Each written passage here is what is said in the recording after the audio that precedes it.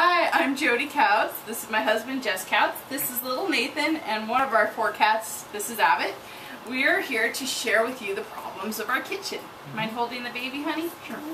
Alright, well, one of the first problems is right where I'm standing. Like right here, there's no room for anybody else but one person to get by. And a lot of times, as you saw, I like to sit here, play with the baby. Someone likes to sit here and talk. So when somebody like Jess wants to walk by, he normally has to kind of herd me this way in order to get through. That's number one, the counters. The counters also are made with these Mexican tiles, which are kind of, you know, authentic to Tucson, but they have this huge grout line, and no matter how many times I clean them, this is how they're gonna look. Sadly, the reason this island here is because counter space is at an all-time high. We don't have enough of it, and we need more of it, so the previous owners put in this counter. Moving on, we next have over here is our pantry. As you can see just from looking at it, the doors don't hang straight. We've tried to fix it, hasn't really worked. One of the other things about the pantry, though, the shelving's pretty nice. You do need light to see in here. And sometimes the light switch works. Come on, work. Yes, it did. And sometimes it doesn't. And when it doesn't, well, you can't see anything at night. And that's a little bit of blind searching. Another thing is we have this perfect little cubby for our fridge. We like our fridge. However, we put everything on top of the refrigerator because we can't get back to the cabinets that are back there. It's kind of this dead space. But now I'm going to switch it to my husband who wants to talk about the rest of the kitchen. Okay, so as Jodi mentioned, the counter space is at a premium here. If you looked around this kitchen, you would see that there's this little nook here, a little bit of space here, and some space here. Unfortunately, we've had to cede that particular corner to the cats. There's a number of issues here. You may notice that we have no cabinet doors here. Partly that was just because they were all hanging at their own different angles, and we took them off and we're going to sand them down and have a nice wood cushion, except they turned out to all be different woods. And that was not going to work. The other reason that we took them off is that these particular ones are outside of my wife's range of vision. So if I left that open while I was doing spices for a dish, then she would walk right into it. And I really don't need to brain her. Some of the other issues we have is clearly we like these cookbooks, but we're running out of space for this in a fairly dramatic fashion, and they're slowly migrating into less and less accessible to Jodi.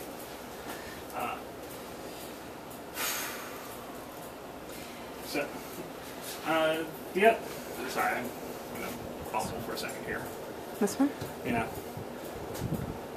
One of the things that we've had to sort of improvise in order to deal with this counter space problem is that we've ended up putting the microwave up here, which is not a bad place for the microwave. So that door ends up standing open too. But in order to get electricity to this thing, we first had to drill a hole in this wall, and then drag a cord down through the cabinets over here to this nearest plug. So we could definitely use a couple of extra plugs in this kitchen, just because we are always sort of fighting over, well, I'm trying to dehydrate something while she's trying to make toast. Or I want to run the blender and she wants to run the George Foreman. And trying to turn those on and finding out that they're currently the unplugged object. Of course, there's general electrical problems in this kitchen too. There's used to be 3 fuse boxes in here. We're down to 2 now. 1. We're down to 1 fuse. We're going to have to reduce this. Yeah, no, it's okay. It's good practice. Yeah. We're down to 1 fuse box, but it still runs into this problem where we're trying to run the stovetop and the oven at the same time, and the stovetop breaker goes off, or perhaps both the outside breaker goes off, and now we've lost power to this side of the house. We've also, let alone if we try to run the stovetop, the oven, and the microwave at the same time. That's just going to. That's just a disaster waiting to happen. I think that's it for me. If you would like to. Yep. If you have some. I have a couple other things that my husband didn't touch on. One, I don't know if you noticed, these are actually too low. This little stabby man should be able to fit underneath the counter to make it the correct height for your cabinet spaces. It is not, so that's one problem. Another thing is our appliances are a little run down. Our oven, unfortunately, the entire front door is cracked. It doesn't quite run well, efficiently at all. The dishwasher is okay, it's on its last legs. Our garbage disposal, we found out, is directly tied into the electrical.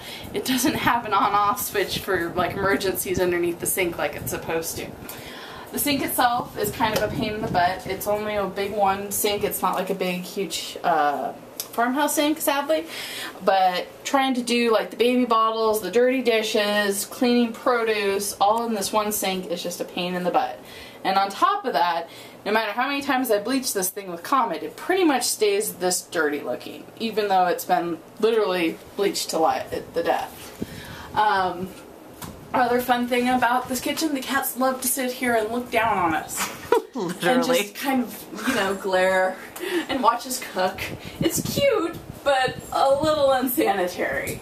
We also have this fan fixture in the middle of our kitchen, which kind of just drops into your eye space, and if you're not careful, you can sometimes run into the little dangly bits. That's more my husband's issue than mine, but because I like go under them.